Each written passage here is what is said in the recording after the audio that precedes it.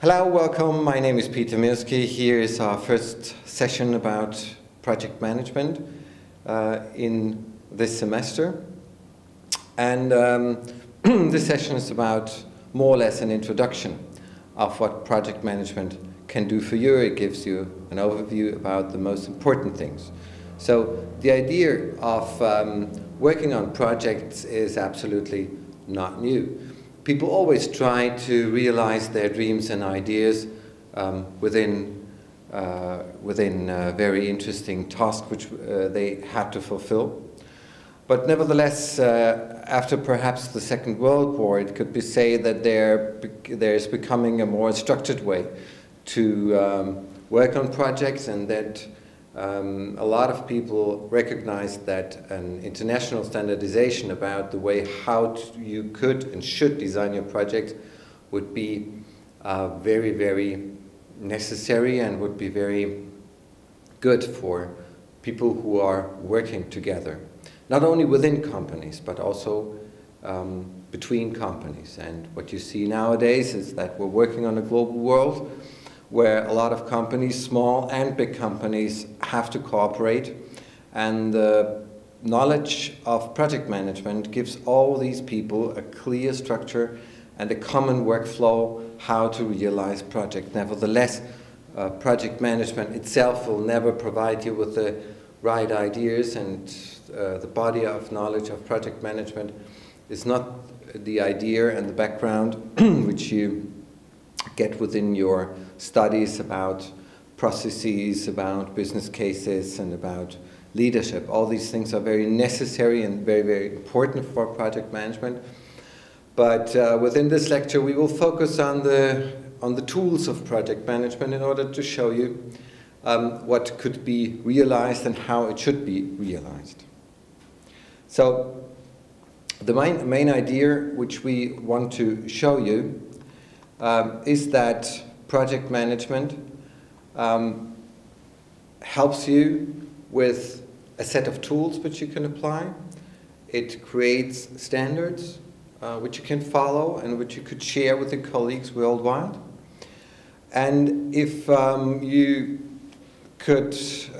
would apply all these knowledge, it can be said that working together in international project teams is very much easier, because you can rely on certain standards, and you can also handle the project risks which always occur, and we will see that in a few minutes when we are discussing the idea of project management and the idea of what a project is. Nevertheless, you have to do a lot of things in the field of applying all those tools, in the field of integrating the project surrounding the stakeholders of the project, and on the other hand, for sure, also working together with the people, and you as a project manager in your role where you have to lead projects and lead project teams. So the red ribbon behind our lecture will be that we will provide you with the overview. We will provide you with several short lessons about the planning tools. Then we will have a session about the organization of projects. The next one will be about the controlling and the documentation. And the very last, we will discuss how you close down a project and what things you should do and think about when you're closing down your project. This is the main framework in which we would like to offer you our slides in our lesson. We have prepared some literature for you. You can just read that or click that through. You'll find a lot of useful things in the internet and also in the books which we provide, which help you to get a better understanding about the idea and the concepts of project management. So perhaps we should start with the project definition and the idea what project management can give for you. We always would say that a project is a social system in surrounding which is set by different stakeholders like public authorities, media, competitors, project managers, customers, suppliers, and the whole idea is to harmonize all these interests and focus on a clear goal and use all those tools, use the tools also which you have to learn in the field of leadership and leading and designing teams in order to realize the very clear idea of the project management and the project which you have to realize. So, at the very first glance, you could say, is there only a strong value, or do you have also costs, things which you have to bear in mind when you plan to realize your project? And I think this slide, number 10, shows you very clear that you have a lot of value on the one hand, but also a lot of costs and things you have to think about when you want to realize professional project management within your team and within your company. So the basic idea of what a project is, because this is also sometimes in practical life a problem where people cannot distinguish between a task which you have to fulfill and at the very end a real project. We would like to show you that there is a clear definition about what a project could be. It's a set of tasks with very special characteristics. And the very first point is that a project needs to have a clear objective and a clear goal. We will have a special session on that because we strongly believe that if you don't have a good structure and a good way to communicate your project goal, it leads to a lot of mistakes during the realization of the project. The second thing is that we would define that the project has a clear start and a clear end. So only between a clear start and a clear end you're able to focus on the resources, and you can only within this time frame design your resource management. Often projects are risky, are novel, are not standard, which also brings the whole topic of creativity and also risk management into the project. I talked about the resources which you have to handle, and the tool set will provide you with some nice supporting things in which you can harmonize your budget, work on your team, etc. Often projects are also very complex tasks because it's always a set of tasks, and you have to think about setting up a structure which is able to handle things which you cannot really foresee. Often as a project manager you have to work in interdisciplinary teams, which is not that easy, and perhaps we will have the possibility to discuss that within our personal sessions. And the last very important point is that you would say that from the clear objectives at the very first beginning of the definition up to the agreed quality standards, it's the realization which you have to be able to bring into the real life. So the agreed quality standards are the standards which you would agree on with your project sponsor.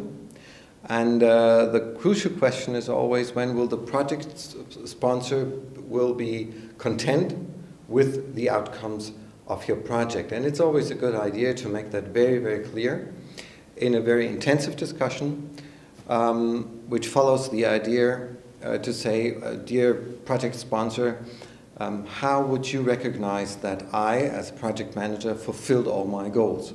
It's not always time, it's not always being in budget.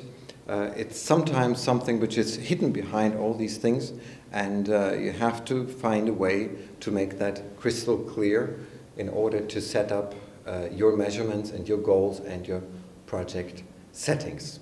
So it's a methodological approach to transform projects, to transform your ideas, to harmonize all these different tasks. But it's not an instrument for a strategic management decision-making. We would always say that the strategic part comes from the project sponsor, and the task of the project manager would always be just to ask about the whole approach of the strategic management and the strategic management goals for your project. So, the next slide shows you the project management comprehensive model.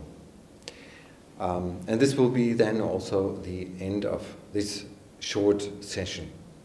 This idea of the comprehensive model was introduced in 2008 in one of our publications.